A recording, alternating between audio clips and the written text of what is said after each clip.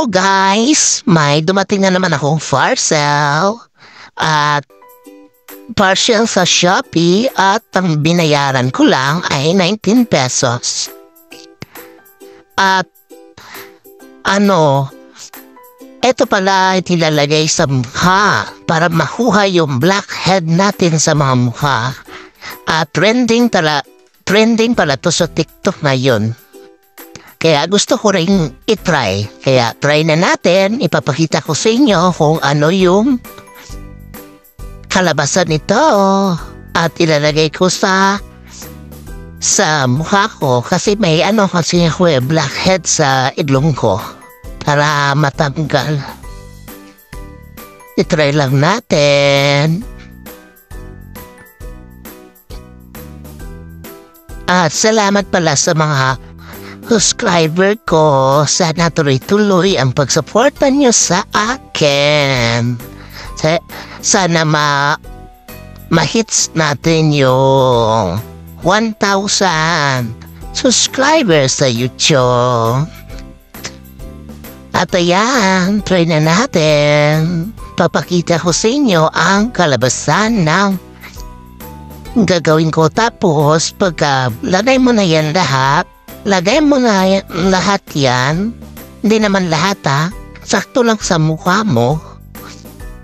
Patuyuin mo muna ng mga 30 minutes hasta hanggang pumuyo bago mo kunin yung nakalagay sa sa mukha mo. At pasensya pala kayo sa voice over ko, parang paus talaga ako. Lagi na lang akong paus.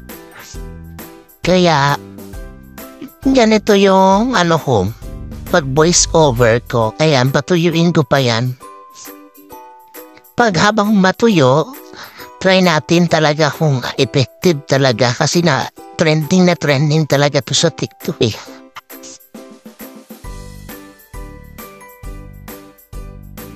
Ayan na siya, parang natuyo na. Yan, pinapatuyo ko sa electric pan. Ayan pala siya, Parang nakalagay kasi inchik eh. Pero may mababasa ka, summer star daw yung nakalagay. Yan. Unti-unti kong tinatanggal kasi tuyo na. Tapos pagtanggal mo, may makikita kang mga puti-puti sa mga tinanggal mo. Tapos, yung mga blackheads mo sa mukha nakukuha na. Once lang pala dito pag maglagay sa isang araw, once mo lang ilalagay ito. Huwag mong ilang beses mo ilagay kasi pangit naman eh. Tapos pag parang hukunin mo na parang nakikilitian ako, medyo masakit kaunti lang naman. Pero maganda naman talaga. Ayan unti-unti ko tinatanggal. Hinarihinay mo lang sa pagtanggal. Kasi, ginawa ko kasi para madali matuyo. Inano ko sa electric pan para matuyo. Ayan. At, unti-unti mo lang punin sa mo mukha. Kung tuyo na, ayan. Tapos tignan mo yung mga kinuha mo, mga na yan. Dumikit na dyan yung mga, mga blackheads sa mo. Sa kinukuha mo, ayan. Yan, mga itim-itim mo, kaunti sa mukha, nakukuha. Kaya try nyo na. Try nyo na yung,